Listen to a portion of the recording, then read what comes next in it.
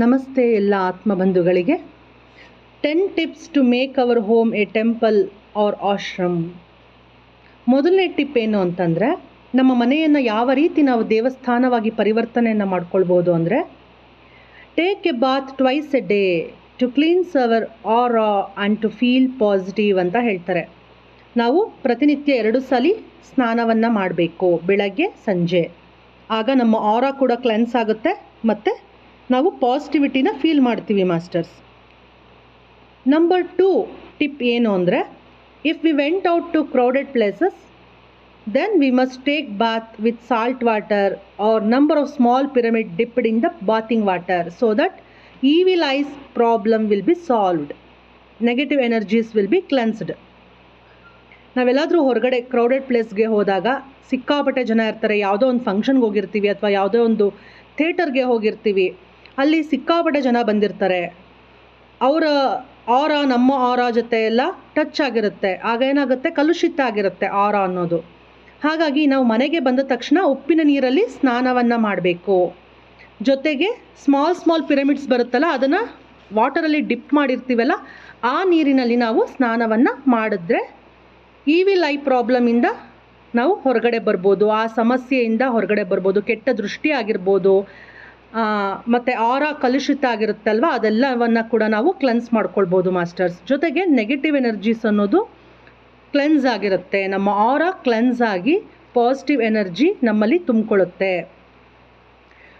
Tip number 3 ಏನು ಅಂದರೆ, don't wear unwashed or weared clothes after our every bath, wear only washed clothes ಅಂತ. ನಾವು ಯಾವಾಗಲೂ ಕಲುಷಿತವಾದ ಬಟ್ಟೆಯನ್ನು ಹಾಕ್ಕೊಳ್ಬಾರ್ದು. ಸ್ನಾನ ಮಾಡಿದ ನಂತರ ಮಡಿ ಬಟ್ಟೆಯನ್ನು ಹಾಕ್ಕೊಳ್ಬೇಕು. ಯಾವಾಗಲೂ ಅಷ್ಟೇ, ಪ್ರತಿ ಸಲ ಸ್ನಾನ ಮಾಡಿದಾಗಲೂ ಕೂಡ 1 ಸಲ 2 ಸಲ ಹಾಕ್ಕೊಂಡು ಬಿಚ್ಚಿದಂಥ ಬಟ್ಟೆಯನ್ನು ಹಾಕ್ಕೊಳ್ಳೋಕೆ ಹೋಗಬಾರ್ದು. ಅದು ವಾಶ್ ಆಗಿರಬೇಕು. ನಾವು ತೊಟ್ಟುವಂತಹ ಉಡುಗೆ ಅದು ವಾಶ್ ಆಗಿರಬೇಕು, ಮಡಿಯಾಗಿರಬೇಕು. ಅದನ್ನು ಮಾತ್ರ ನಾವು ತೊಟ್ಕೊಳ್ಬೇಕು. ಟಿಪ್ ನಂಬರ್ 4 ಏನಂದರೆ, don't keep broken items or broken mirror or broken utensils, broken photo frames or teared clothes, cracked items at home. Dispose those every time and keep only the items which is necessary to you. Dispose all unwanted things from home ಅಂತ. ನಾವು ಯಾವುದೇ ರೀತಿ ಹರಿದೋಗಿರುವಂತಹ ಬಟ್ಟೆ ಆಗಿರ್ಬೋದು, ಅಥವಾ ಮುರಿದೋಗಿರುವಂತಹ teapoy, chair ಯಾವುದೇ ಆಗಿರ್ಬೋದು, ಅಥವಾ ಮುರಿದೋಗಿರುವಂತಹ ಸೋಫಾ ಆಗಿರ್ಬೋದು, ಮುರಿದೋಗಿರುವಂತಹ ಫೋಟೋ ಫ್ರೇಮ್ ಆಗಿರ್ಬೋದು, ಅಥವಾ ಕ್ರ್ಯಾಕ್ಡ್ ಯುಟೆನ್ಸಿಲ್ಸ್, ಯಾವುದೇ ಒಂದು ಐಟಮ್ಸ್, ನಮ್ಮ ಅಡುಗೆ ಮನೆಯಲ್ಲಿ ಯಾವುದೇ ಒಂದು ಪಾತ್ರೆಗಳು ತೂತ ಆಗಿದ್ದರೆ ಅಥವಾ ಅದು ಬ್ರೋಕನ್ ಆಗಿದ್ದರೆ, ಹೊಡೆದೋಗಿದ್ರೆ ಅಂಥವನ್ನು ನಾವು ಯೂಸ್ ಮಾಡಬಾರ್ದು ಮನೆಯಲ್ಲಿ. ಒಡೆದ ಕನ್ನಡಿಯನ್ನು ಕೂಡ ತಕ್ಷಣವೇ ಹೊರಗಡೆ ಬಿಸಾಕ್ಬಿಡ್ಬೇಕು. ತಕ್ಷಣ ನಾವು ಡಿಸ್ಪೋಸ್ ಮಾಡಿಬಿಡ್ಬೇಕು ಮಾಸ್ಟರ್ಸ್.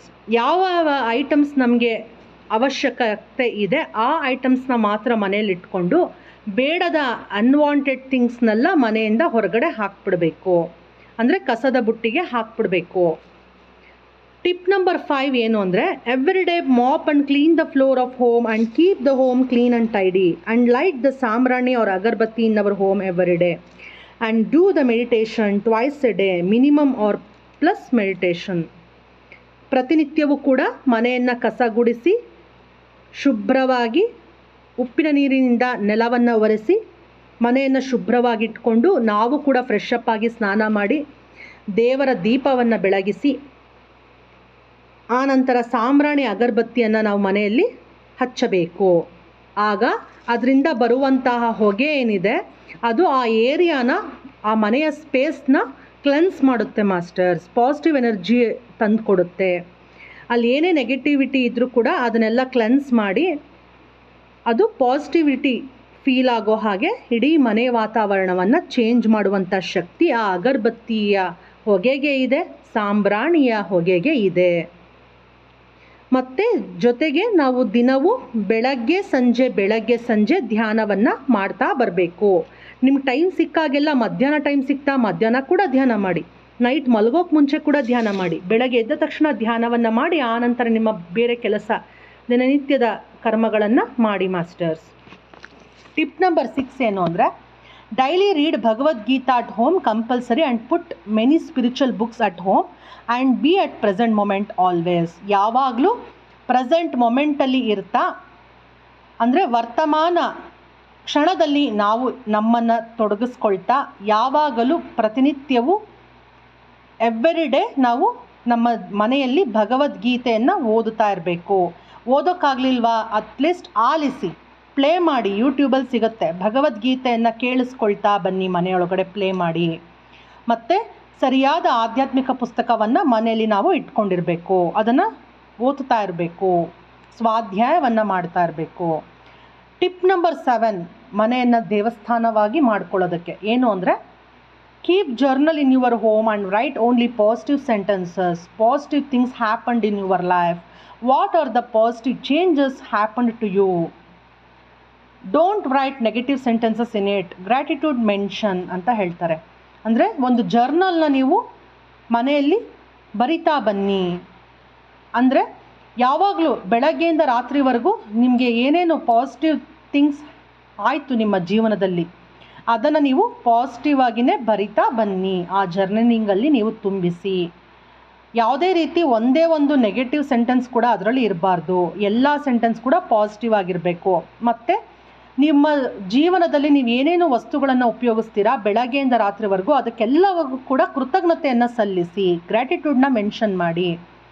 ನಿಮ್ಮ ಜೀವನ ಕೊಟ್ಟಿದ್ದಾರೆ ಅಲ್ವಾ ಭಗವಂತ, ಆ ಸುಪ್ರೀಂ ಪವರ್ ನಿಮಗೊಂದು ಜೀವನ ಕೊಟ್ಟಿದೆ ಅಲ್ವಾ, ಈ ಪ್ರೀಷಿಯಸ್ ಲೈಫ್ ಕೊಟ್ಟಿದೆ ಅಲ್ವಾ, ಆ ಯೂನಿವರ್ಸ್ಗೆ ನಾವು ಥ್ಯಾಂಕ್ಸ್ ಹೇಳಬೇಕು, ಗ್ರ್ಯಾಟಿಟ್ಯೂಡ್ನ ತಿಳಿಸ್ಬೇಕು.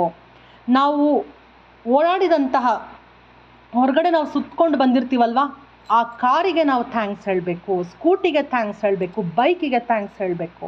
ನಾವು ಓಡಾಡದಂತಹ ಬಸ್ ಆಗಿರ್ಬೋದು, ಟ್ರೈನ್ ಆಗಿರ್ಬೋದು, ಅದಕ್ಕೆಲ್ಲ ನಾವು ಥ್ಯಾಂಕ್ಸ್ ತಿಳಿಸ್ಬೇಕು. ಜೊತೆಗೆ ಮನೆಯಲ್ಲಿ ನಾವು ಏನೇನು ವಸ್ತುಗಳನ್ನು ಉಪಯೋಗಿಸಿರ್ತೀವಿ ಬೆಳಗ್ಗೆಯಿಂದ ರಾತ್ರಿವರೆಗೂ, ಅದೆಲ್ಲದಕ್ಕೂ ಕೂಡ ನಾವು ಧನ್ಯವಾದಗಳನ್ನು ತಿಳಿಸ್ತಾ ಇರಬೇಕು ಮಾಸ್ಟರ್ಸ್. ಅದನ್ನು ಕೂಡ ನಾವು ಪೇಪರಲ್ಲಿ ಬರಿಬಹುದು. ಡೈಲಿ 10 ಗ್ರ್ಯಾಟಿಟ್ಯೂಡ್ಸ್ನ ನೀವು ಬರಿತಾ ಹೋಗ್ಬೋದು. ಜೊತೆಗೆ ಪಾಸಿಟಿವ್ ಜರ್ನಲ್ನ ನೀವು ಬರಿತಾ ಇರಬೇಕು ಮನೆಯಲ್ಲಿ. ಪಾಯಿಂಟ್ ನಂಬರ್ 8 ಅಂದರೆ ಟಿಪ್ ನಂಬರ್ 8 ಏನು ಅಂದರೆ, always cook the food after the meditation only. Do meditation before you cook the food in the kitchen and don't use garlic, mushroom. Eat only vegetarian nourishing nutrient food. Eat the food with mindfulness ಅಂತ ಹೇಳ್ತಾರೆ. ಯಾವಾಗಲೂ ನಾವು ಮನೆಯಲ್ಲಿ ಧ್ಯಾನವನ್ನು ಮಾಡಿ ಆನಂತರ ಅಡುಗೆ ತಿಂಡಿಯನ್ನು ಮಾಡಬೇಕು, ತಯಾರು ಮಾಡಬೇಕು. ಮತ್ತು ನಾವು ಅಡುಗೆಯಲ್ಲಿ ಯಾವುದೇ ಕಾರಣಕ್ಕೂ ಗಾರ್ಲಿಕ್ ಅಂದರೆ ಬೆಳ್ಳುಳ್ಳಿಯನ್ನು ಬಳಸಬಾರ್ದು, ಮತ್ತು ಮಶ್ರೂಮ್ನ ಬಳಸಬಾರ್ದು. ಮಶ್ರೂಮ್ ಅಂದರೆ ಅದೊಂದು ಫಂಗಸ್ ಮಾಸ್ಟರ್ಸ್, ಅದನ್ನು ತಿನ್ನಲೇಬಾರ್ದು. ಗಾರ್ಲಿಕ್ಕು ಅಷ್ಟೇ, ಅದನ್ನು ನಾವು ಅಡುಗೆ ತಿಂಡಿಯಲ್ಲಿ ಬಳಸಬಾರ್ದು. ಅದರಿಂದ ತಮೋಗುಣ ರಜೋಗುಣ ಅನ್ನೋದು ಹೆಚ್ಚಾಗ್ತಾ ಬರುತ್ತೆ, ಸಾತ್ವಿಕ ಗುಣ ಅನ್ನೋದು ಬೆಳೆಯೋಕ್ಕೆ ಅದು ಬಿಡೋದಿಲ್ಲ. ಹಾಗಾಗಿ ನಾವು ಬೆಳ್ಳುಳ್ಳಿಯನ್ನು ತಿನ್ನಬಾರ್ದು. ಅದಕ್ಕೆ ಅಂತ ನಾವು ನಿಖಿತಾಸ್ ಕ್ರಿಯೇಟಿವ್ ಚಾನಲಲ್ಲಿ ಬೇರೆ ವಿಡಿಯೋನೇ ಇದೆ ಮಾಸ್ಟರ್ಸ್. ಬೆಳ್ಳುಳ್ಳಿ ಆಧ್ಯಾತ್ಮಿಕ ಸಾಧನೆಗೆ ಒಳ್ಳೆಯದೇ ಅಲ್ಲವೇ ಅಂತ ನಾನೊಂದು ವಿಡಿಯೋ ಮಾಡಿ ಹಾಕಿದ್ದೀನಿ ಎಪಿಸೋಡು. ನೀವು ಅದನ್ನು ಚೆಕ್ ಮಾಡಿದ್ರೆ ನಿಮಗೆ ಗೊತ್ತಾಗುತ್ತೆ ಬೆಳ್ಳುಳ್ಳಿ ಯಾಕೆ ತಿನ್ನಬಾರ್ದು ಅಂತ. Point number 9, always play the good vibration music at home the whole day. It enhances the positivity at home. It makes our home temple environment. ಯಾವಾಗಲೂ ನಮ್ಮ ಮನೆಯಲ್ಲಿ ನಾವು ಪಾಸಿಟಿವ್, ಸೂತಿಂಗ್, ಮೆಲೋಡಿಯಸ್, ಪ್ಲೆಸೆಂಟ್ ಮ್ಯೂಸಿಕ್ನ ಪ್ಲೇ ಮಾಡಿರಬೇಕು. ಯಾವಾಗಲೂ ಆ ಸಂಗೀತ, ಸುಮಧುರ ಸಂಗೀತವನ್ನು ಮನೆಯಲ್ಲಿ ನಾವು ಆ ಸಂಗೀತವನ್ನು ಹಾಕಿ ಪ್ಲೇ ಮಾಡಿ ಅದನ್ನು ಕೇಳಿಸ್ಕೊಳ್ತಾ ಇರಬೇಕು. ಇಡೀ ಮನೆಯ ವಾತಾವರಣ ಒಂದು ದೇವಸ್ಥಾನವಾಗಿ ಪರಿವರ್ತಿತವಾಗುತ್ತೆ ಇದರಿಂದ. ಮತ್ತು ಮನೆ ಫುಲ್ಲು ಪಾಸಿಟಿವ್ ಎನರ್ಜಿ ತುಂಬುತ್ತೆ masters. Point number 10, no gossips, no viewing of unwanted news, videos, no talking of negative words in the home. ಮನೆಯಲ್ಲಿ ಯಾವುದೇ ಕಾರಣಕ್ಕೂ ನೆಗೆಟಿವ್ ವರ್ಡ್ಸ್ನ ಮಾತಾಡಬಾರ್ದು. ಮತ್ತು ನೋ ಗಾಸಿಪ್ಸ್, ಮತ್ತೊಬ್ಬರ ಬಗ್ಗೆ ಬೇಡದ ವಿಷಯಗಳು ಏನನ್ನು ಕೂಡ ನಾವು ಮನೆಯಲ್ಲಿ ಚರ್ಚಿಸಬಾರದು. ಮತ್ತು ಯಾವುದೇ ಅನ್ವಾಂಟೆಡ್ ನ್ಯೂಸಲ್ಲಿ ಏನೇನೋ ತೋರಿಸ್ತಾ ಇರ್ತಾರೆ ಅಲ್ವಾ, ಅಂದರೆ ಎಲ್ಲೆಲ್ಲೋ ಅತ್ಯಾಚಾರ ನಡೆದಿರೋದು, ಕೊಲೆ, ಸುಲಿಗೆ, ದರೋಡೆ ಅಂಥದ್ದು, ಇಂಥವನ್ನೆಲ್ಲ ನಾವು ನ್ಯೂಸ್ ಚಾನಲಲ್ಲಿ ನೋಡ್ತಾ ಇರ್ತೀವಲ್ವ, ಅದನ್ನು ನೋಡಬಾರ್ದು. ನಾವು ಆದಷ್ಟು ಅದನ್ನು ಕಡಿಮೆ ಮಾಡಬೇಕು. ಟಿ ವಿ ನ್ಯೂಸ್ನ ನೋಡಬಾರ್ದು. ಅನ್ವಾಂಟೆಡ್ ಏನೇ ಬಂದರೂ ಕೂಡ ನಾವು ಟಿ ವಿಯಲ್ಲಿ ನೋಡೋಕ್ಕೆ ಹೋಗಬಾರ್ದು.